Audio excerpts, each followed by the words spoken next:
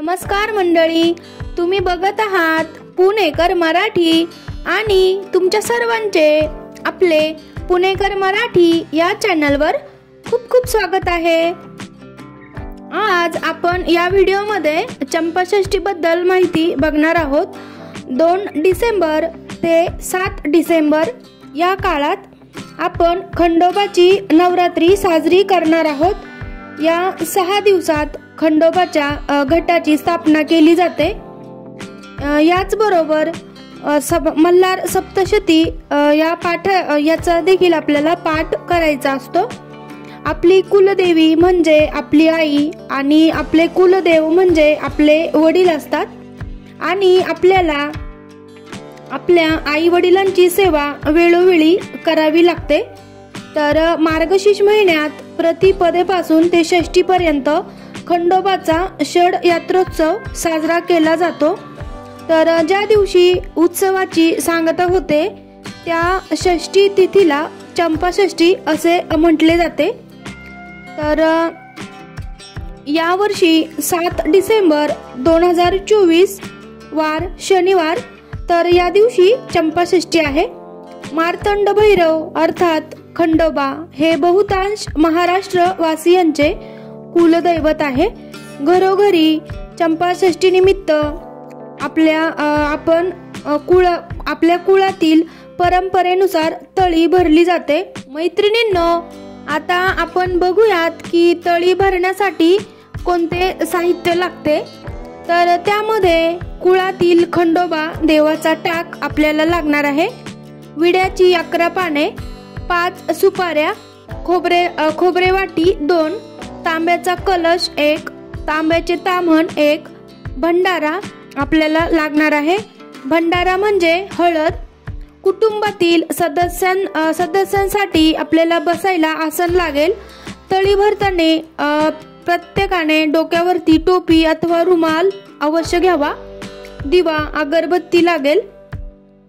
खंडोबा देवाला नैवेद्य आपल्याला दाखवायचा आहे। तर त्यामध्ये कणकेचा रोडगा, वांग्याचे भरीत, बाजरीची भाकरी, पातीचा कांदा, लसूण असा नैवेद्य आपल्याला खंडोबा देवाला अर्पण करायचा आहे। तळी भरण्यासाठी काय तयारी करावी ते आपण बघूयात। तर मैत्रिणींनो, तळी भरणे हा कुटुंबातील एक कुळाचार आहे। त्यामुळे कुटुंबातील प्रत्येक व्यक्तीचा यामध्ये सहभाग असणे आवश्यक आहे। तळी भरण्यासाठी जमिनीवरच बसावे, त्यामुळे बसण्यासाठी आपल्याला आसन लागेल। त्यानंतर तांब्याच्या कलशात पाणी भरून त्यामध्ये 5 विड्याची पाने टाकून त्यावर खोबऱ्याची वाटी आपल्याला ठेवायची आहे। ताम्हणामध्ये हा कलश, विड्याची पाने, सुपारी, देवाचा टाक आणि भंडारा ठेवावा। कुटुंबातील सदस्यांनी डोक्यावर टोपी किंवा रुमाल घालूनच तळी भरण्यासाठी बसावे। तळी भरण्यासाठी 3, 5 किंवा 7 अशा विषम संख्येमध्ये पुरुष मंडळींनी बसावे। तर आता आपण बघूयात की तळी कशी भरायची असते। तर समोर ठेवलेले ताम्हण सर्वांनी उचलून एळकोट एळकोट जय मल्हार, सदानंदाचा एळकोट असा गजर करत आपल्याला 3 वेळा ते ताम्हण खालीवर करायचे आहे। त्यानंतर सर्वप्रथम एका सदस्याने डोक्यावरील टोपी जमिनीवर ठेवावी आणि त्यावरती ताम्हण ठेवावा। देवाला भंडारा अर्पण करून प्रत्येकाच्या कपाळी भंडारा लावावा। तर शक्यतो घरातील प्रमुखाने हे करावे। आणि भंडारा लावल्यानंतर पुन्हा एकदा सदानंदाचा एळकोट या गजरात ताम्हण उचलावे।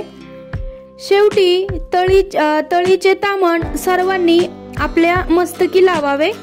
ताम्हण वर खाली करताना सदानंदाचा एळकोट एळकोट एळकोट जय मल्हार असा जय जयकार नक्की करावा। खंडेराव महाराजांची तळी भरते वेळी ही आरती म्हणावी।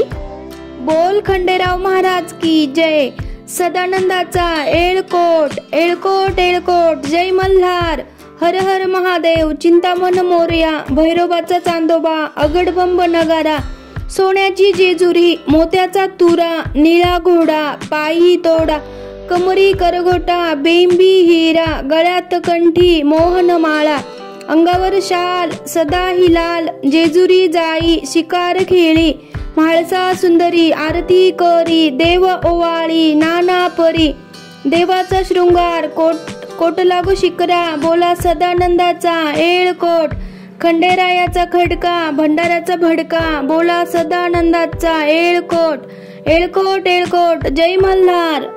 अशा प्रकारे ही आरती आपल्याला तळी भरते वेळी म्हणायची आहे. मैत्रिणींनो, येळकोट येळकोट जय मल्हार याचा नेमका अर्थ काय आहे ते आपण बघूयात. तर म्हणजे हे खंडेराया, सर्वत्र भरपूर अन्नधान्य पिकू दे, ज्यायोगे सर्वत्र सुकाळ होईल आणि आम्हाला भरपूर दानधर्म करता येईल, असा याचा अर्थ होतो. तर अशा प्रकारे तळी भरावी. आणि तर आपण या व्हिडिओमध्ये तळी कशी भरावी आणि त्यासाठी कोणते साहित्य लागते ते सर्व माहिती बघितली आहे. तर चला मग भेटूया आपण पुढील व्हिडिओमध्ये. जय संतोषी माता.